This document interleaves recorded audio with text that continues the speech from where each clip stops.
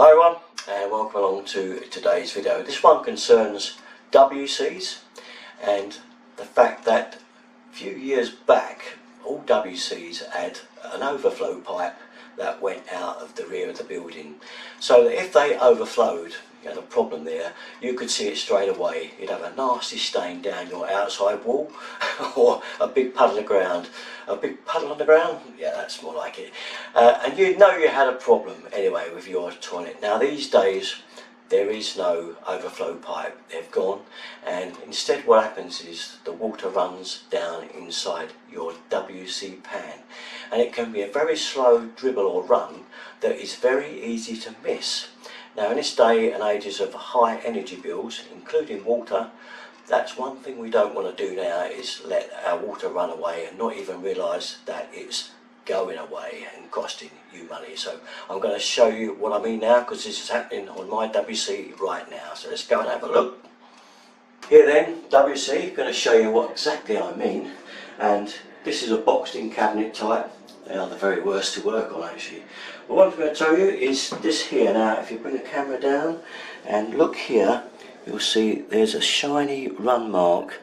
Now that is water running from the toilet cistern down into the pan, because they don't have overflows anymore, so it's very hard to find it. It's only the fact that there's a bit of light reflecting that I spotted it this morning, but if I put this tissue here and hold it there, you'll see it getting wet.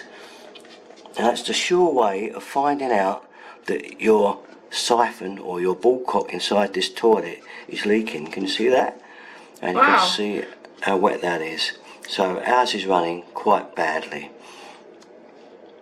Time then to take a little look inside. Now can only be one or two things, and that is either the overflow is running, so the ball valve is dodgy, or the siphon seal is leaking. So let's have a little look. Now luckily for us this looks rather good, because it's right up to the overflow. That's the overflow pipe there that drops down inside, and I can feel it's dampish, so it could be running down through there. It's very close, so I'm going to adjust the ball valve first so that the water level's lower and see if it stops. If it doesn't stop, then it means it's this siphon here. This is a push button mechanism, goes back into this siphon, and unfortunately if it's not the type that is dismantleable in the toilet system, then we're in dead trouble, because all this lot's got to come out to take the siphon right out of this system. But I'm going to try for the ball cock first. You just adjust it on this screw, this particular one. Now I know a lot of your toilets and things will probably be different setup to this. This just happens to be my particular setup, but they are all different, I'm afraid. But always the first thing to go for is the ball valve here and see whether it's leaking. So the only good sign I've got is it's very close to the top, so it could have been dropping down there. So I'm going to adjust the ball cock first. Okay, so how do you know which way to turn it? Right, to turn it to adjust the level down is anti-clockwise. Okay, against the clock, a good twist. That will adjust this part here. Give it a flush and see what the new level's like. In case of keep trying it, you'll get it right. I always like it to be about half an inch below that if I can. Got to wait now for it to fill. So, now you can see the levels are a lot lower. We'll go in for our second check on level. Yeah, that's more like it, that's bang on where I like it.